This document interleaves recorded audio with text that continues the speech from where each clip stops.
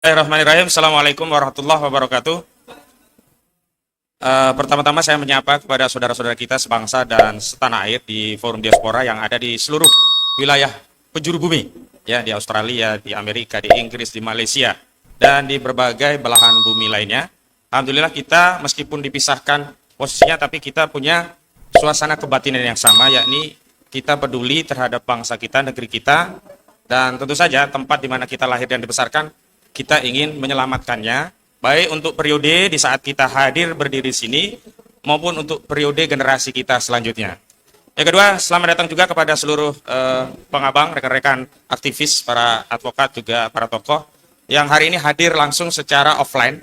Mudah-mudahan kita semua makin kuat ya ikatan persaudaraan, dan terjadi konsolidasi yang lebih masif lagi.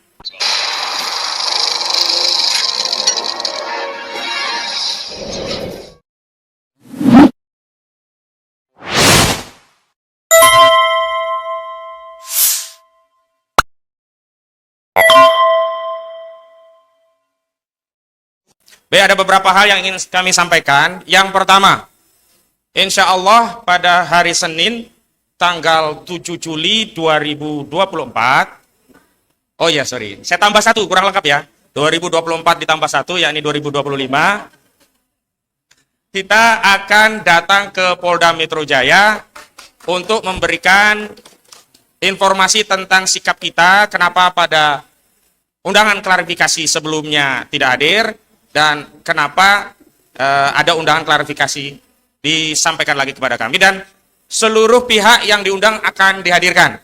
Tadi baru saja kami rapat bahwa pihak-pihak yang diundang insya Allah juga akan hadir langsung, terutama Bang Egy Sujana yang sebelumnya ada udzur sakit juga akan hadir, juga Bu Kurnia, juga Pak Rismon, dan yang lainnya lah semuanya akan hadir untuk juga menegaskan bahwa kita ini tidak sedang menghindari undangan, tapi kita memang memberikan atensi terhadap undangan sesuai dengan urgensi. Itu yang pertama. Jadi saya mohon yang punya waktu untuk bisa bareng-bareng mengawal, ya, Pak Rismon dan Pak Roy dan kawan-kawan di hari Senin tanggal 7 Juli 2025 upayakan jam 8.30 sudah di lokasi. Kumpul di Polda Metro Jaya. Rekan-rekan media juga kami undang, karena agenda awalnya kita nanti akan konferensi pers, sebelum akhirnya kita semua akan menemui penyidik di unit-unit yang telah ditetapkan sesuai dengan undangan klarifikasi.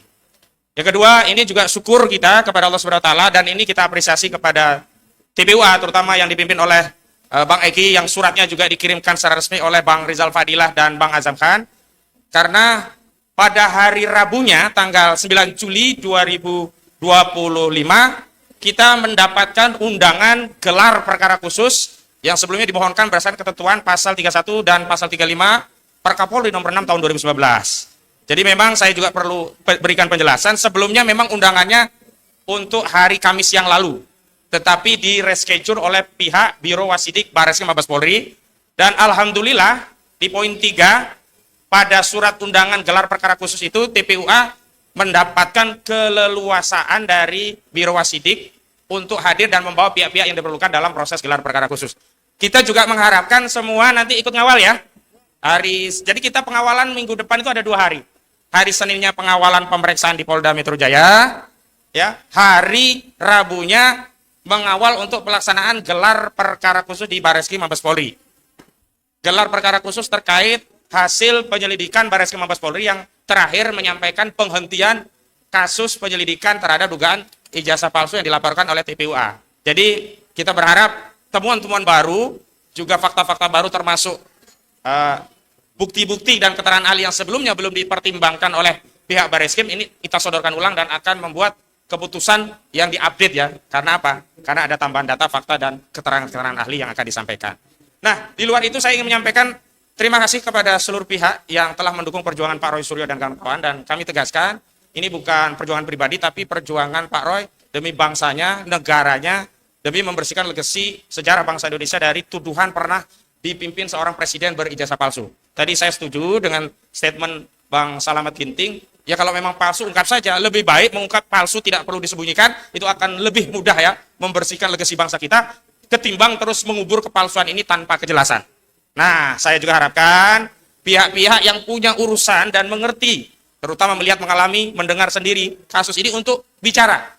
Kalau hari ini yang bicara baru Pak Betor Suryadi, kita harapkan ada keteguhan, keberanian, dan komitmen untuk berpikir demi bangsa dan negaranya, untuk mengungkap kebenaran itu, ketimbang harus mengubur aib bersama dirinya dengan dosa-dosa sejarah yang akan diwariskan kepada anak bangsa. Ini himbauan. Karena kalau hanya mengandalkan bukti, bisa saja bukti itu dikesampingkan. Tetapi ketika ada temuan dari pengakuan pihak yang terlibat langsung, yang sebelumnya nama-nama sudah disebut, saya meyakini ada nama-nama lainnya, silahkan untuk bersuara untuk membela negeri ini, bangsa ini. Ingat, kita lebih baik kehilangan legasi Jokowi ketimbang kita kehilangan legasi bangsa ini. Setuju? Dan yang terakhir, saya ucapkan kepada pihak-pihak yang hari ini diundang klarifikasi, walaupun statusnya belum ada sama sekali. Apakah terlapor atau apa, belum ada.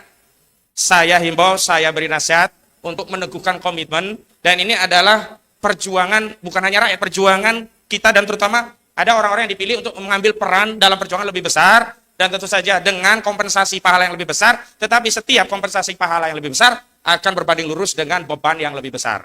Jadi bergembiralah dengan perjuangan itu, tidak perlu bersedih hati, bahagia dengan kodok yang sudah ditentukan Allah, sebab tidak ada kodok dari Allah itu yang buruk. Dan Allah tidak akan pernah membebankan urusan kepada suatu kaum di luar kapasitasnya.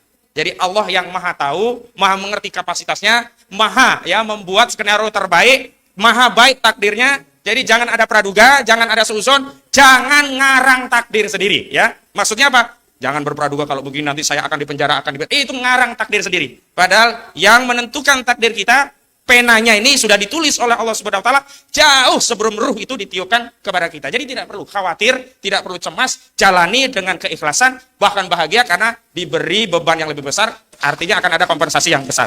Demikian dari kami. Wassalamualaikum warahmatullahi wabarakatuh. Assalamualaikum warahmatullahi wabarakatuh. Alhamdulillahirabbil alamin. Wassalatu wassalamu ala Rasulillah wa ala alihi wa ashabihi wa mawalah. Bapak Ibu yang saya hormati, baik yang hadir di tempat ini maupun yang mengikuti kegiatan diskusi dari Forum Diaspora Indonesia di 25 negara. Yang mudah-mudahan seluruhnya ada dalam rahmat Allah, barokah Allah Subhanahu wa taala. Dalam kaitan dengan diskusi kita berkaitan dengan ijazah palsu Joko Widodo yang diduga sangat kuat itu akan terbukti dalam waktu dekat, maka ada beberapa hal yang menjadi catatan pada kesempatan ini. Yang pertama adalah apa yang diuraikan oleh Dr. Roy Suryo maupun oleh Dr. Tifa, dan mungkin juga sudah bisa ditangkap, diuraikan nanti oleh Dr. Rismon Sianipar.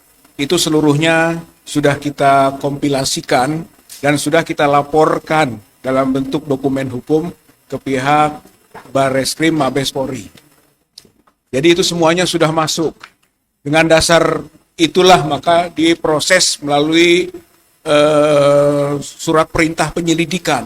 Jadi tindak lanjutnya adalah surat perintah penyelidikan dari Mabes Polri, dalam hal ini Barreskrim, yaitu tanggal 10 April 2025. Kemudian pada tanggal 22 Mei 2025, Dirtipidum Brigjen Juhandani Rahadjo Purwo itu mengumumkan bahwa penyelidikan dihentikan karena tidak ada unsur pidana yang didapatkan.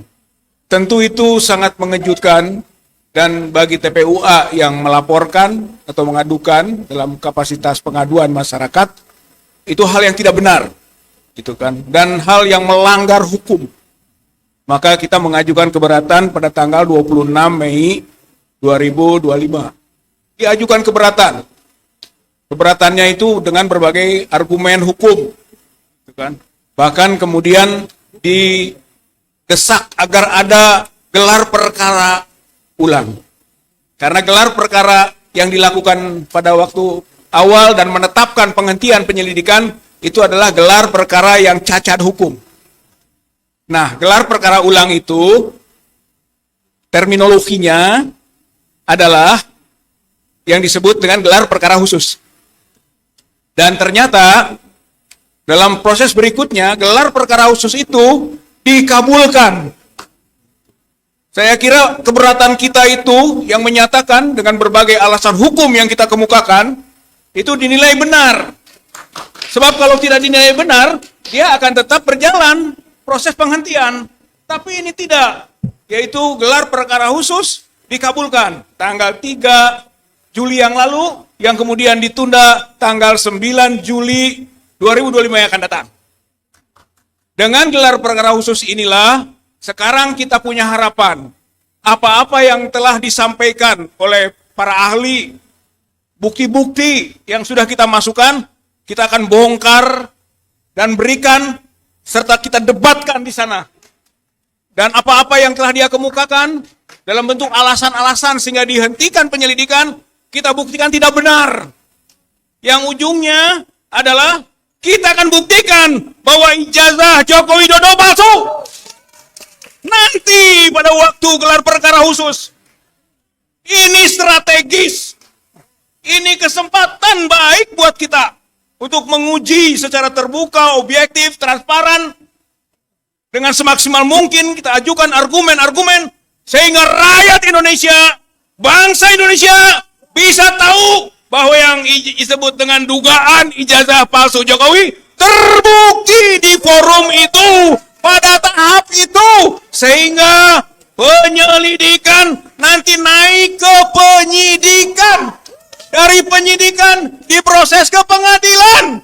Di pengadilan akhirnya dituntut hukuman. Dan dari tuntutan divonis hukuman bahwa Jokowi melakukan pemalsuan ijazah, penggunaan gelar palsu yang semuanya adalah pelanggaran hukum yang kita akan lihat dan saksikan oleh seluruh bangsa dan rakyat Indonesia. Ini proses. Ini membongkar satu predikat bangsa Indonesia. MIT Press Direct Survey Research dengan menarik 40 jurnal internasional yang menyimpulkan Indonesia negara kedua melakukan kecurangan akademik di bawah Kazakhstan, di atas Irak. Indonesia ini negara kedua yang melakukan kecurangan akademik, baik sistem penjokian, jurnal predator, sampai fake document, fake certificate. Yang tentu salah satunya Joko Widodo itu. Saya kira itu kita yakini berdasarkan proses-proses yang sudah dibongkar, dikaji, dianalisis oleh para ahli, Dr. Rizman, Dr. Roy, dan yang lain-lain, bahwa skripsi palsu, ijazah palsu. Ini akan menjadi sebab pembongkaran kepalsuan-kepalsuan lain. Ini namanya documentary corruption, korupsi dokumen, atau certificate corruption. Ini mulainya ini. Karena dari situ Jokowi memulai. Setelah itu, maka ada yang disebut authority corruption. Korupsi otoritas, kekuasaan, kewenangan, abuse of power. Dari mulainya ijazah, dari dokumen. Kesananya, final, yang disebut dengan finalnya adalah financial corruption. Financially corruption, korupsi finansial. Maka itulah yang OCCRP tingkat dunia menetapkan bahwa Joko Widodo adalah salah satu daripada kepala negara atau tokoh yang terkorup di dunia. Itu financially corruption, korupsi finansial. Jadi mulainya dokumen, kemudian kewenangan, akhirnya urusan duit yang dirampok, duit yang dikorupsi, kekayaan negara yang dirampas dengan tidak hak, rakyat yang disengsarakan akibatnya. Oleh karena itulah maka menjadi strategis apa yang kita lakukan. Bapak Ibu yang saya hormati, saudara-saudara sekalian, maka harapan kita dengan Forum Diaspora Indonesia yang tadi disebutkan oleh Dr. Tifa, kita akan angkat kasus ini ke tingkat dunia. Kita berharap nanti bukan hanya ada universitas di dunia ini, di berbagai daerah dan negara kita yang ada mungkin diaspora kita, atau juga lembaga-lembaga riset yang ada dalam skala internasional, bisa mengangkat dokumen ini. Jadi yang sudah dianalisis oleh Dr. Rizman, oleh Dr. Roy, coba itu dibawa, karena itu sudah cukup itu. Bawa ke lembaga-lembaga riset internasional. Sehingga nanti dari sana keluar second opinion, third opinion, mungkin fourth, opinion, fifth opinion, opini dalam skala dunia. Tertekan ini para otoritas di Indonesia yang mau bermain curang, yang mau melakukan kriminalisasi, yang mau mempergunakan hukum untuk kepentingan politik. Kalau ditekan oleh dunia, karena ini persoalan bukan persoalan nasional, apalagi lokal, ini internasional. Dan kita buktikan melalui kegiatan Forum Diaspora Indonesia. Mudah-mudahan ya, ini jadi jalan dari Allah Subhanahu wa Ta'ala untuk menunjukkan bahwa kebenaran menunjukkan jalannya. Kebenaran menemukan jalannya sendiri dengan pembuktian, kejujuran, kebenaran, keadilan akan tegak pada waktunya. Insya Allah Bapak Ibu berjuang di sini tidak sia-sia. Akan nanti tunjukkan Allah. Fathun Qorib, kemenangan sudah dekat. Sudah dekat Bapak-Bapak Ibu-Ibu. Bola sudah di kotak penalti. Ini kotak penalti bola. Tinggal ditendang. Gol. Palsu. Allahu Akbar. Allahu Akbar. Allahu Akbar. Assalamualaikum warahmatullahi wabarakatuh. Waalaikumsalam. Dr. Rismon Hasiholang Sianipar. Dokter, the stage is yours. You can stand up. Okay. Selamat sore Bapak Ibu. Saya bukan seorang orator, Pak. Jadi ngomong saya 1 menit aja cukup ya, Pak. Tadi mendadak keluar dari sini karena harus menjumpai seseorang politisi senior, ya, dengan pendekatan kebudayaan lah.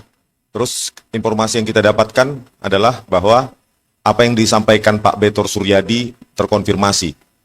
Ya, jadi dari partai politik tersebut, apa yang mereka mendukung apa yang dinyatakan oleh Pak Betor. Saya nggak bisa menyebutkan politisinya. Jadi sebenarnya amunisi kita akan lebih banyak lagi kalau ada elemen-elemen dari kita yang melakukan pendekatan-pendekatan di parlemen sehingga mengetahui arah politik yang menurut saya begitu Pak ya. Saya bukan orang politik tapi ada sejumlah politisi yang bisa didekati secara kebudayaan untuk mengetahui perkembangan pemikiran mereka. Begitu aja lah masalah politik. Kalau masalah skripsi palsu, ijazah palsu, ya dimulai dari yang nanti akan kita perdebatkan, ya kalau kita diberikan kesempatan secara fair play oleh Bareskrim dalam gelar perkara khusus, tentu kita akan challenge semua argumen-argumen maupun metode-metode ilmiah yang mereka lakukan. Tetapi kejanggalan yang paling nyata kan sebenarnya sudah tampak di publik, ya mulai dari Pak Joko Widodo terdaftar sebagai sarjana muda dan bagaimana mungkin terdaftar sebagai sarjana muda tidak menjadi sarjana penuh, karena menurut beberapa sumber informasi yang kami temui bahwa tahun sebegitu kalau terdaftar dengan tingkat studi sarjana muda maka mereka harus memiliki juga ijazah sarjana muda BSc. Nah, kalau memang Pak Joko Widodo nanti mengatakan bahwa dari sarjana muda langsung ke sarjana, berarti harus ada ijazah sarjana mudanya lagi harusnya. Dan itu bisa jadi laporan baru lagi Pak Rizal. Iya. Terus belum lagi mata kuliah MKDU yang bernilai C, statistik, fisika, matematika. Ya, MKDU itu mata kuliah dasar umum. Tidak mungkin D bisa lulus. Bang Refli lulusan UGM juga pasti tertawa itu. Nilai mata kuliah MKDU itu nilai D bisa lulus. Di situ saja sebenarnya sudah luruh itu, groundless itu, bahwa pengakuan dari UGM yang meyakini bahwa ijazah Pak Jokowi itu asli. Dari situ juga bisa kita lihat juga bahwa tidak ada nilai di dalam daftar nilai yang tidak ada skripsinya, sarjana tanpa ada nilai skripsi, terus yang sudah beredar juga tahun KKN yang berbeda, jumlah SKS-nya juga sangat minimalis untuk seorang sarjana, dan metode-metode nanti yang akan kita jelaskan kalau diberikan kesempatan di Bareskrim, ya kita challenge. Saya akan mempersiapkan PowerPoint maupun demonstrasi langsung. Kalau disetujui ya Pak ya. Optimis Pak, diizinkan kami. Pak Roy dengan saya. Kalau nggak diizinkan berarti kita walk out. Langsung konversi Pak ya di depan ya. Nah, ketika live dengan Pak Rifai, pengacara dari pihak Pak Jokowi, mereka keberatan Pak. Keberatan dengan kehadiran saya dengan Pak Roy. Berarti ada indikasi mereka ada usaha-usaha untuk menolak kami besok Pak, hari Rabu. Bagaimana persiapan kita? Walk out gitu ya Pak ya? Atau mereka yang walk out ya Pak ya? Jadi mulai dari skripsi, ijazah, saya sudah mempersiapkan sejumlah metode dan itu harus berupa counter attack dan kalau bisa itu diliput oleh media secara terbuka. Kalau tertutup, nanti masing-masing memberikan penjelasan dan memberikan konferensi pers sendiri dengan versinya sendiri nanti Pak. Sebaiknya itu diverifikasi dengan kita paksa atau kita tekankan supaya media bisa meliputnya secara terbuka. Bisa itu Pak? Pak Marwan bisa? Seharusnya bisa ya Pak ya? Tapi bukan gelar perkara terbuka Pak. Khusus ya. Jadi apalagi? Semua hal yang lama sudah sih ya, sudah banyak di media sosial termasuk bagaimana tangan kekuasaan Tuhan menunjukkan bahwa kami yang tanpa berencana ya, surprise, terkejut ternyata muncul kepalanya Pak Kasmujo. Pak Kasmujo itu terus langsung ada 2 poin utama. Apakah Bapak bukan dosen pembimbing skripsi? Bukan. Bukan pula dosen pembimbing akademik. Agak pikir dia dikit, bukan. Bukan dosen pembimbing akademik, Pak? Bukan. 2 kali pertanyaan itu dan confirm. Berarti harusnya Joko Widodo sudah bisa dilaporkan pembohongan publik. Karena tahun 2017 di video tersebut, meskipun secara eksplisit tidak disebutkan bahwa Pak Kasmujo bukan dosen pembimbing skripsi, tetapi semua orang menyimpulkan. Publik menyimpulkan, wartawan menuliskan bahwa pada saat itu Pak Kasmujo adalah dosen pembimbing skripsi yang dibantah oleh Pak Kasmujo, dikoreksi oleh Pak Jokowi. Setelah itu hasil koreksinya juga dibantah. Betapa lemahnya civil society kita. Kalau kita bohong, dengan gampang Jokowi melaporkan kita. Dia bebas berbohong. Dia bebas menipu rakyat. Nggak ada tuh yang berani civil society kita kecuali TPUA. Makanya saya sangat respect kepada TPUA yang nggak takut di penjara apapun risikonya melaporkan. Mana elemen-elemen masyarakat lain yang berani? Coba itu, Joko Widodo laporkan dong. Telah menipu Pak Kasmujo sebagai dosen pembimbing skripsi.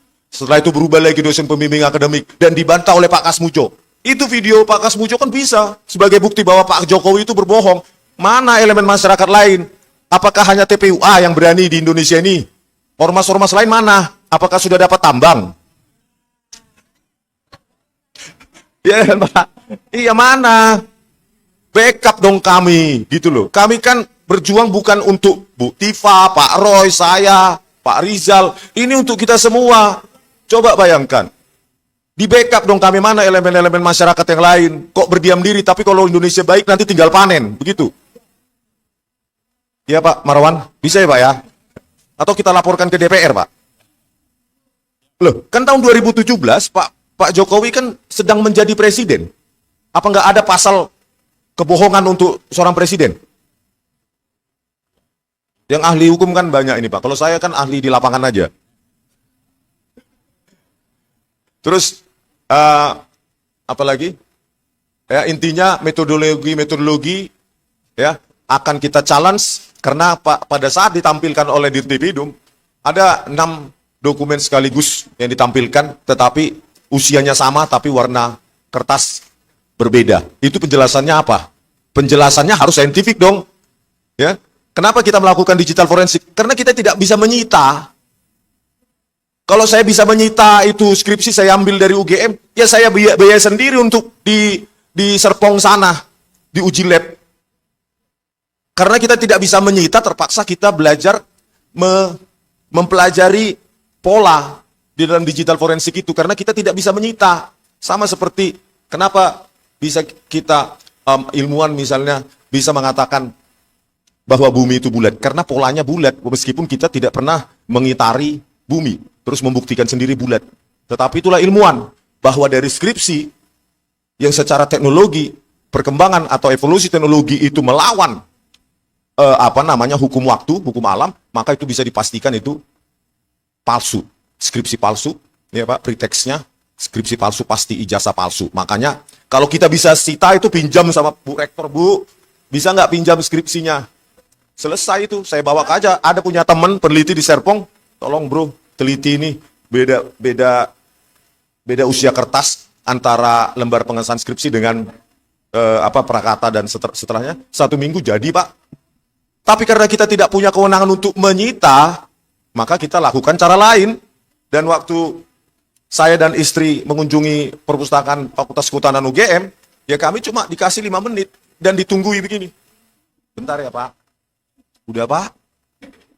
Udahlah Pak, cukup Pak, nanti saya dimarahi.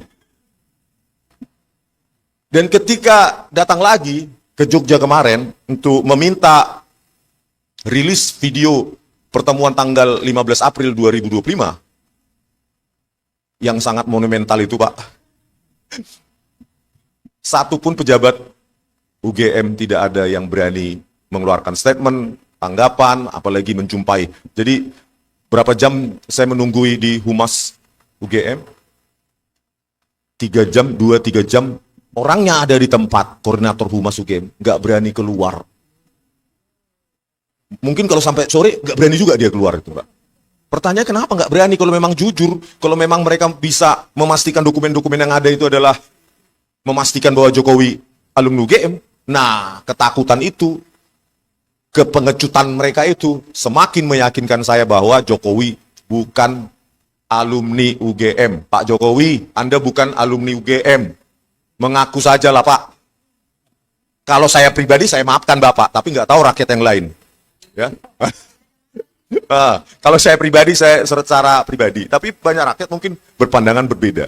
Tetapi Pak, dokumen-dokumen itu, kejanggalan itu sudah terlalu banyak Pak. Jangan tetap bertahan dalam kebohongan Anda, sehingga tenggelam dan diselimuti kecemasan terus. Ya, Bapak cemas dimanapun Bapak berada, sementara kami di sini ketawa-ketawa. Ya, dan kepada UGM, ya, khususnya skripsi-skripsi tahun 1985 yang saya minta ditunjukkan di perpustakaan Fakultas Kehutanan UGM, yang sejak tahun 1985 sampai awal 1990-an, kemana itu Bapak Ibu? Katanya transparansi akademik harus ditegakkan. Coba dong ditaruh di Fakultas Kehutanan UGM supaya bisa kita bandingkan teknologinya. Ternyata ketakutan, ya, ketertutupan akademik membuat UGM menjadi universitas yang cukup memalukan. Saya sebagai alumni dan mungkin ribuan alumni UGM yang lain ya merasa malu. Dulu UGM nggak seperti ini. Betapa ketatnya UGM, ya, bahwa menuliskan nama dosen kita, gelarnya, ada titik atau tidak, suruh pulang. Tanpa harus diberitahu apa salah kita. Kenapa? Anda sudah mahasiswa. Cari tahu sendiri. Pulang, ngeprint. Bayangkan, skripsi atas nama Joko Widodo. Lembar pengesahan skripsi tidak ada. Tidak ada kapan dipertahankan di depan Dewan Penguji. Siapa pengujinya? Tanda tangannya bagaimana? Itu secara, nggak usah secara forensik. Secara akademik saja, itu bukan skripsi. Karena yang paling bertanggung jawab terhadap skripsi, tesis, disertasi, bukan pembimbing. Puluhan tahun jadi dosen pasti paham itu. Yang paling bertanggung jawab terhadap isi dari skripsi, tesis maupun disertasi adalah penguji. Penguji. Tanpa ada tanda tangan penguji, maka skripsi itu sama dengan toilet paper. UGM, ya, saya nggak bermusuhan dengan alma mater yang saya cintai, yang saya sayangi. Saya bermusuhan pada kalian-kalian yang memanfaatkan UGM untuk kepentingan pribadi kalian.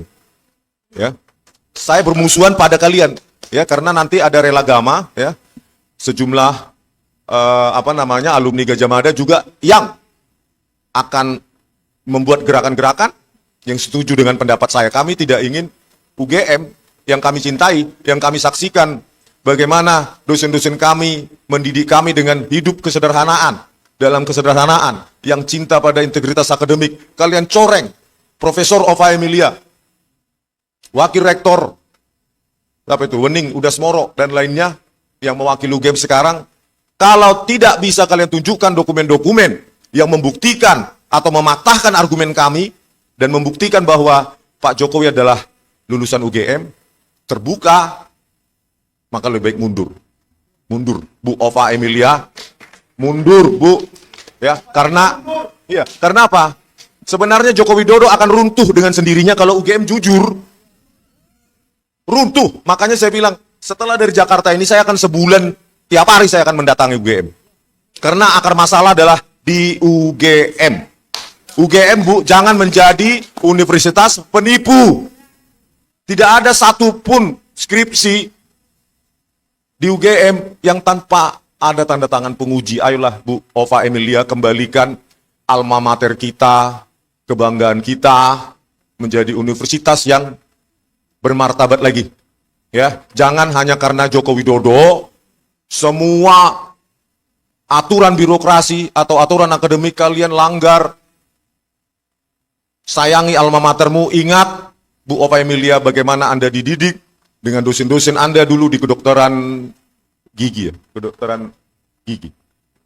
Bu Ova. Wah, kedokteran umum UGM, ya dosen-dosen kita dulu yang kebanyakan sudah almarhum. Ingatlah itu, Bu.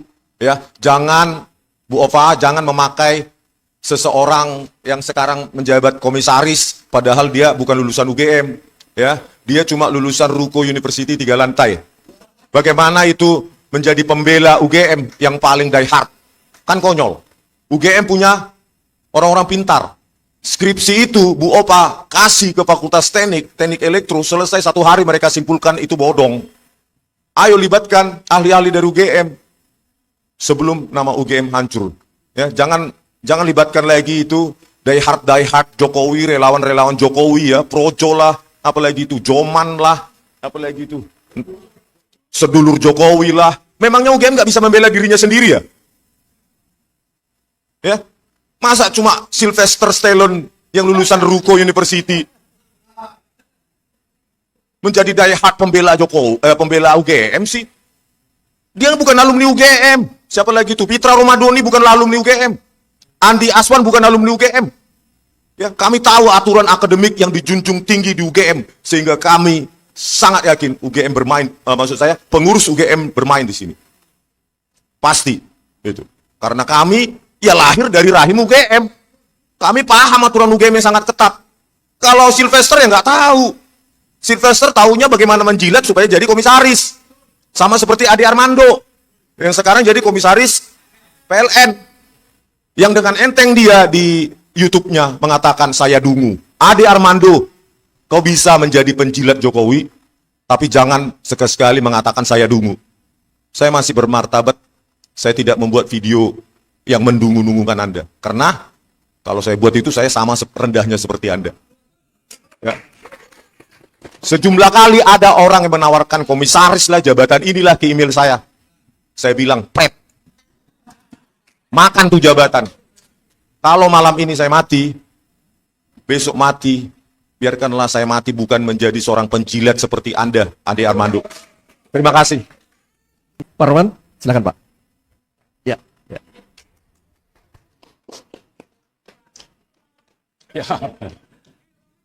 Ya, terima kasih. Assalamualaikum warahmatullahi wabarakatuh. Alhamdulillahirrahmanirrahim. Allahumma sholli ala Sayyidina Muhammad. Pertama, saya kira kita perlu menanggapi atau memberi penilaian terhadap acara ini. Acara yang diselenggarakan oleh Bang Refli dan Forum Diaspora Indonesia, FDI. Jadi kolaborasi ini saya nilai sebagai awal dari gelar perkara khusus. Ya, ini gelar perkara khusus oleh rakyat. Dan saya kira ini lebih objektif untuk menjadi dasar para pengambil keputusan, terutama Pak Prabowo yang punya kuasa terhadap Kapolri. Untuk diapain ini Kapolri? Ya, jadi menilai acara ini, tadi saya lihat presentasinya Mas Roy, itu sangat jelas. Lalu ada Lae Rismon.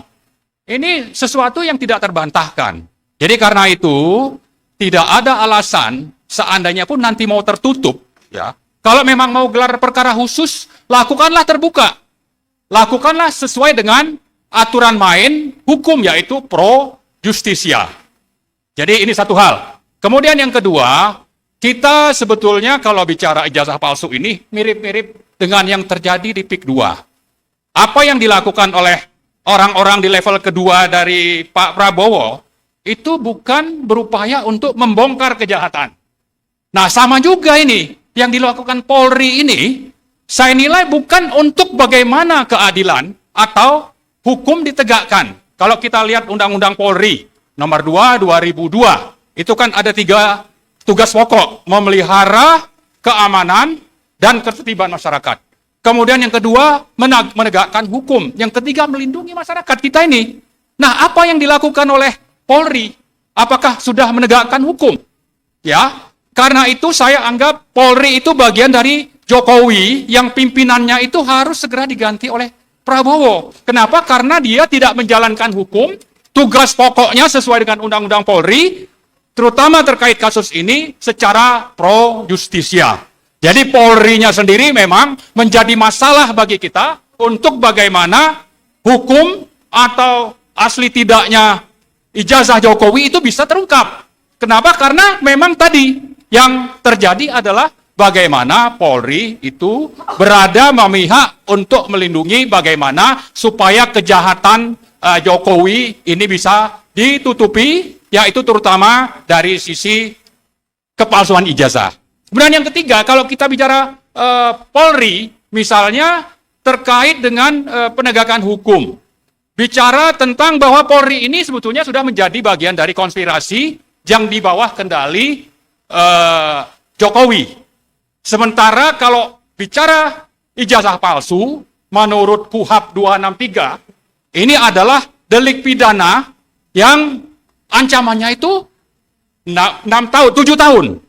Lalu setelah berbohong, dia menjadi presiden, kejahatan otoriternya ini bertambah-tambah, termasuk menggunakan jasa dalam petik Polri. Belum lagi banyak hal-hal yang terkait dengan bagaimana petisi 100 misalnya, Pak Rizal hafal itu berapa banyak undang-undang yang sebetulnya dilanggar oleh Jokowi selama menjadi presiden. Jadi dimulai dengan ijazah palsu, pidana 7 tahun, berlanjut dengan berbagai kejahatan.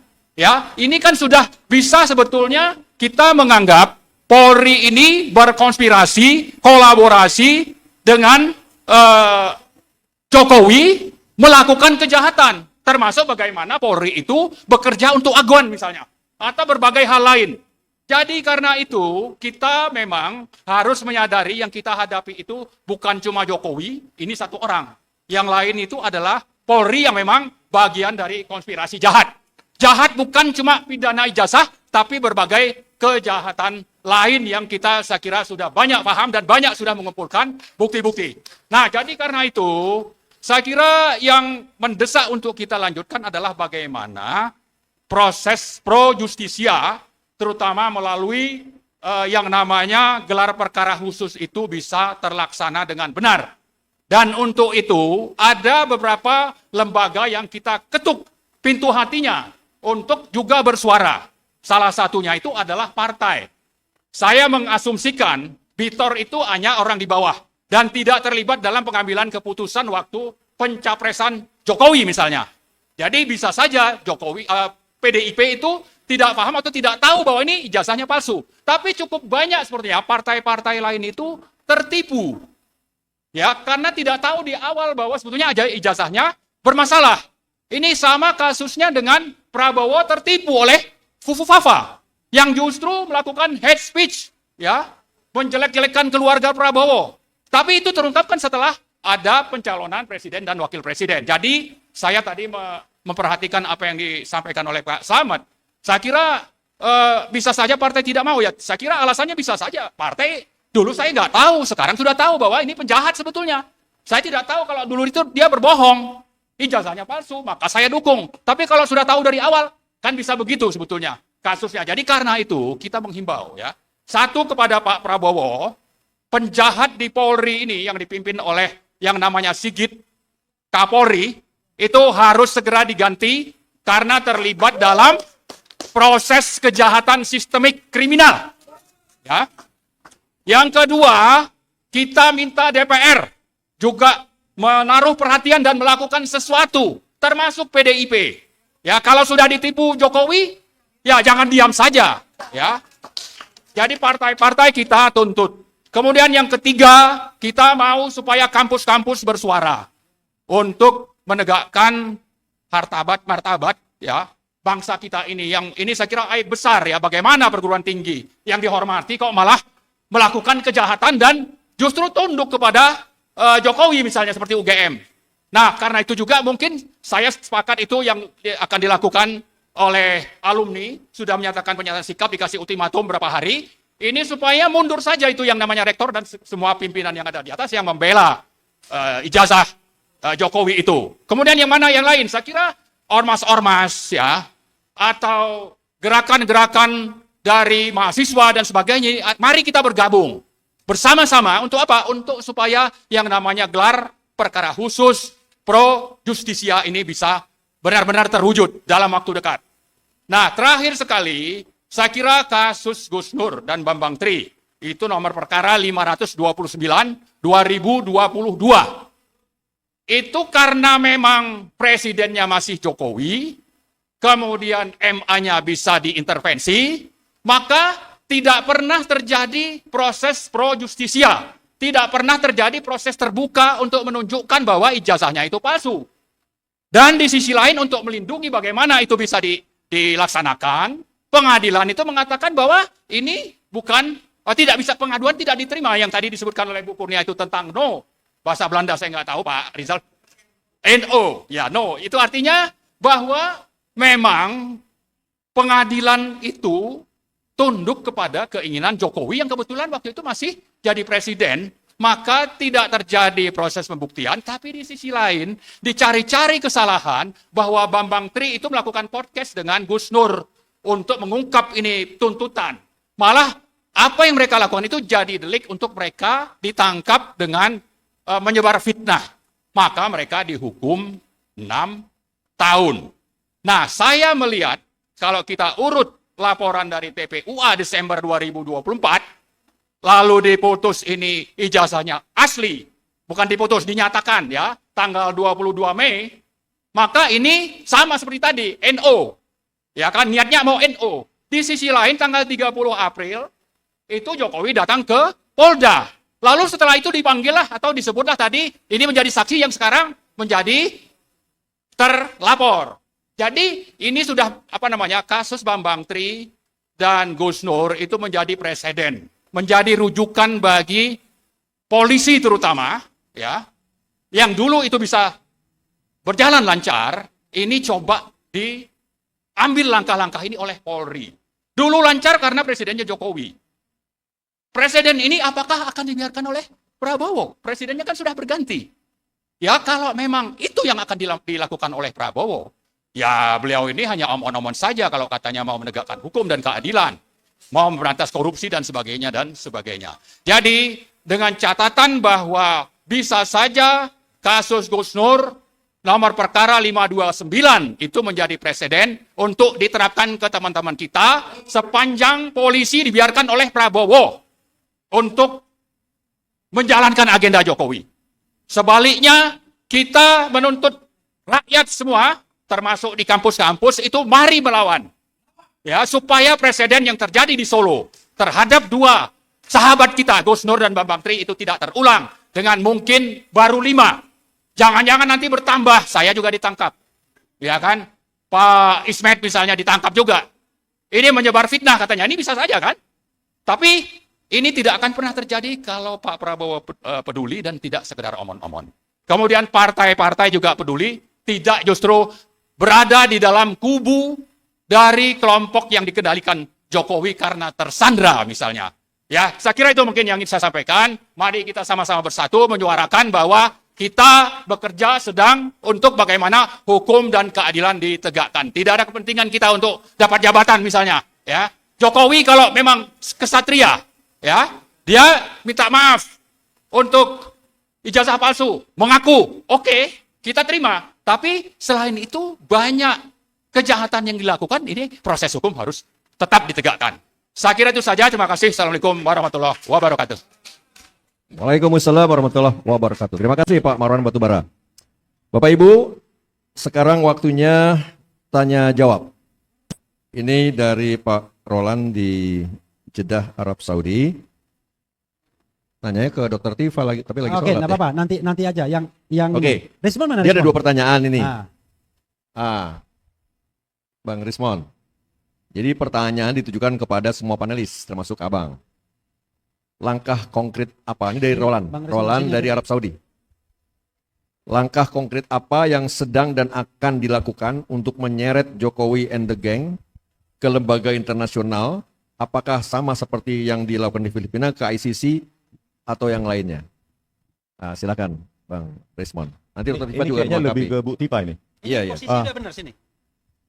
Hah? Posisi Seperti yang pernah saya jelaskan ya, sebenarnya penjelasan ilmiah tentang lembar pengesahan skripsi yang melampaui zona masa depan itu sebenarnya anak kuliah semester 6 saja sudah bisa sih sebenarnya ini yang melakukan ini, mengidentifikasi ini. Buktinya ada 1 orang YouTuber yang masih sangat muda, topi merah, bisa melakukannya, dan yang lainnya itu cuma pakai neural networks, AI, bisa pakai yang sudah ada maupun dibuat sendiri, itu bisa kok, bahwa itu teridentifikasi Times New Roman yang zaman itu ya tidak ada, kalaupun ada ya tidak populer, dan kalaupun ada buatan handpress tidak semodern itu. Karena apa? Ya, untuk Times New Roman yang sangat modern itu tipis dari kaki-kaki, lengkungannya itu sudah pakai algoritma kurva Bezier, yang itu orang IT pasti tahu. Ya, terkait dengan dukungan internasional, saya juga diam-diam juga sudah menghubungi para orang-orang yang terutama orang Indonesia yang ada yang sedang postdoc atau yang sudah kerja. Tetapi satu lagi, mereka takut kalau paspornya nanti dinonaktifkan, nggak bisa pulang, begitu Pak Marwan, kan? Begitu alasan mereka begitu, karena kami masih terikat negara Indonesia. Terus nanti paspor kami bagaimana Bang? Lah saya mau jawab apa Pak Marwan? Mereka punya keluarga, mereka punya pekerjaan di Indonesia ini kan rata-rata dosen. Nah itu, tapi kalau ada orang-orang asing, saya nggak tahu legal standingnya boleh, Bang. Yang ahli hukum, misalnya orang asing. Kalau orang Indonesia kebanyakan, jangankan di luar negeri, yang di Indonesia saja saya ajak takut. Terus bagaimana? Mau saya seret, Bang? Ayo. Nggak bisa memang, nggak mau. Caranya bagaimana menghardik mereka supaya berani? Saya yakin nggak usah di jauh-jauh ke UGM, di ITB, di UI ini juga banyak. Cuma mereka nggak mau, memang pengecut. Mereka memikirkan, dosen-dosen itu memikirkan, aduh nanti sertifikat tunjangan dosen saya bagaimana? Nanti bisa seperti yang dialami Pak Betor nanti, Pak Betor Suryadi, tiba-tiba dinonaktifkan dari komisaris atau apa itu jabatannya kan? Nah mereka juga begitu, jadi nggak gampang Bapak Ibu untuk menghardik para peneliti untuk menjadi pemberani, apalagi lawannya adalah partai coklat. Kalau kita menjadi ahli di sisi polisi, pasti menang. Pasti menang. Nggak perlu keahlian sangat tinggi, karena ya ahli digital forensik Polri juga yang lulusan sarjana hukum juga ada. Itulah saking gampangnya kalau menjadi ahli di pihak polisi. Nah, kembali lagi ke kasus penggalangan para peneliti di luar negeri. Saya pesimis. Pesimis karena mereka takut, bukan karena mereka nggak bisa, mereka takut. Mereka takut, Pak. Jadi ya kalian yang ada di luar negeri ya, ayo jangan melihat Indonesia terus dari jauh. Ayo terlibat langsung perbaiki Indonesia ini. Ilmu kalian itu sudah sangat advance. Bapak Ibu yang di luar negeri jangan bilang Indonesia itu begini. Jangan cuma bisanya cuma menyepelekan bangsa kita. Seolah-olah tidak ada lagi harapan dan impian bangsa Indonesia. Gitu loh. Kalau kami bla bla bla nanti, Pak Bu Tipa, Pak Roy, isilah titik-titik. Mau diapain pun kami. Terus apakah ini selesai? Ya tergantung civil society. Ya kalau ini selesai ya biarkan kami yang menjadi martir. Saya siap untuk itu. Gitu loh. Tetapi bagaimana tanggapan civil society begini? Hasil penelitian harus berakhir di meja penyidik. Seolah-olah meja penyidik itu sudah paham sekali dengan hasil penelitian kami. Coba. Bayangkan hasil penelitian, bisa penyidik dengan percaya diri menanyai kami. Kalau saya menanyai bidang lain saja, misalnya ke hukum, ke Pak Refli Harun, nggak percaya diri saya. Tapi mungkin karena saya bukan penyidik. Penyidik kita menanyai hal-hal teknis, itu berani. Penelitian berakhir di meja penyidikan. Pak Prabowo Subianto mau jadi apa demokrasi Indonesia ini, Pak? Lawan dong penelitian dengan penelitian. Ayo kita seminar. Pihak Jokowi, coba ya, apa namanya, pengacara Jokowi itu, ya, yang mengatakan memang sejak awal Pak Kasmujo bukan dosen pembimbing skripsi, tetapi dosen pembimbing akademik, Yakub Hasibuan. Coba, harusnya kan Anda mengatakan, memang menurut klien kami, bukan begitu. Terlalu percaya pada klien, akhirnya blunder. Jadi oleh karena itu, ya kembali lagi, nasib demokrasi bangsa Indonesia ini ada sekarang kita di pemerintahan Pak Prabowo Subianto inilah, Pak, kami punya harapan yang meskipun masih secuil, jangan matikan demokrasi, Pak. Jangan matikan demokrasi. Bayangkan ini di negara maju. Bapak Prabowo Subianto katanya punya saudara banyak di Jerman. Bayangkan, Pak, kalau ini, apa yang kami lakukan ini, kajian-kajian kami ini terjadi di Jerman. Jerman pasti jadi negara dunia ketiga. Berpendapat, meneliti, bisa berakhir di penyidikan. Meskipun orang yang menyelidik kami atau yang menyidik kami itu nggak paham apa-apa. Nggak paham apa-apa. Betapa menyedihkan kami seorang dosen. Ya, Pak Roy, Bu Tifa, harus duduk, ya, kalau apa yang saya alami itu, ya, di Kamdak Unit 3 ya, kalau nggak salah. Duduk 6 jam, tempat duduknya itu nggak ada sandarannya. Itu sengaja menyiksa. Tempat duduknya itu kayak di terminal. Nggak ada sandaran. Itulah, padahal Listio Sigit Prabowo, pejabat-pejabatnya sangat mewah hidupnya ya. Tetapi, untuk memeriksa kami hanya tempat duduk yang tanpa sandaran. Hei, peneliti-peneliti yang ada di Indonesia yang ada di luar negeri, jangan pengecut kalian. Kalau berani kalian pulang kalian, ya, perbaiki Indonesia ini dengan penelitian kalian. Jangan kalian mencibir kami di sini hanya karena kalian berada di negara maju. Do something for your country. Gitu loh. Kalau enggak, lepas paspor kalian. Jangan pakai nama negara Indonesia. Ayo perbaiki, jangan ketika dihubungi takut, pengecut. Seolah-olah hanya Rismond Roy, Tifa aja yang di Indonesia ini yang punya nyali. Dan TPUA. Pokoknya respect banget sama TPUA, karena sampai detik ini saya pikir hanya TPUA yang punya nyali untuk melaporkan Joko Widodo. Ayo para peneliti, itu ditantang. Ayo terlibat langsung pada Indonesiamu itu. Ini, Indonesia ini yang alam demokrasinya seperti ini. Ya, kalian berpendapat, melakukan kajian, dan bisa ditersangkakan. Dipanggil untuk diintimidasi. Saya yakin begitu kami berhenti, nggak ada lagi panggilan-panggilan itu. Saya yakin.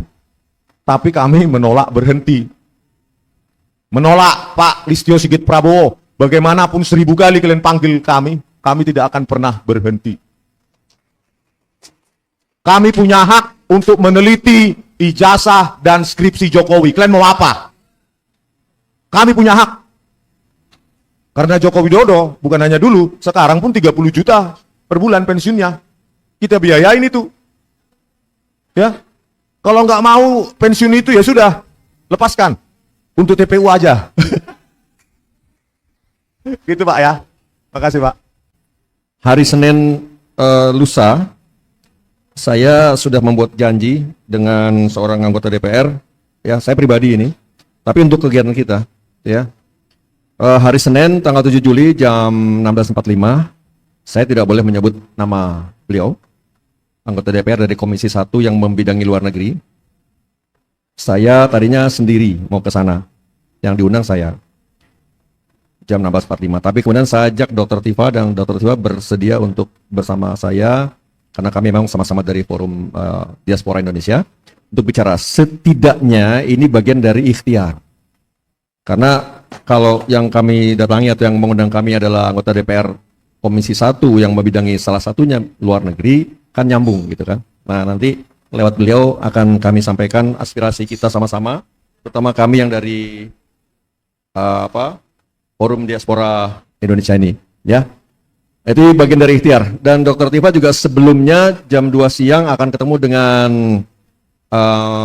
salah satu wakil ketua MPR dan tidak perlu disebut juga namanya.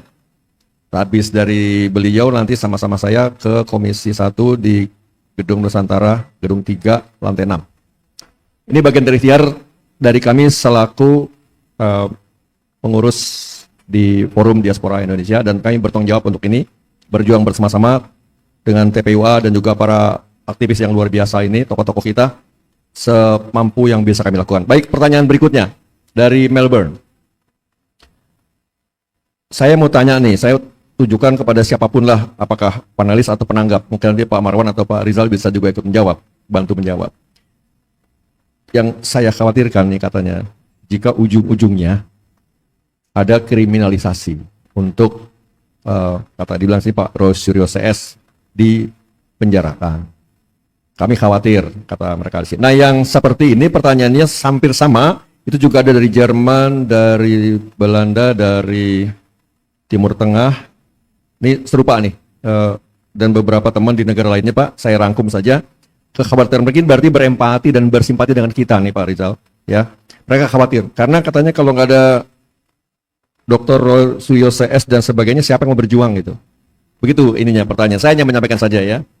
Nah, kemudian dalam kasus ini dia bilang nih yakin bahwa Pak Prabowo memiliki pengaruh atas keputusan akhirnya. Jadi artinya mereka juga berharap ini sahabat-sahabat kita di mancanegara ada peran dari Pak Prabowo untuk acara ini, untuk kegiatan ini, untuk masalah ini. Barangkali itu.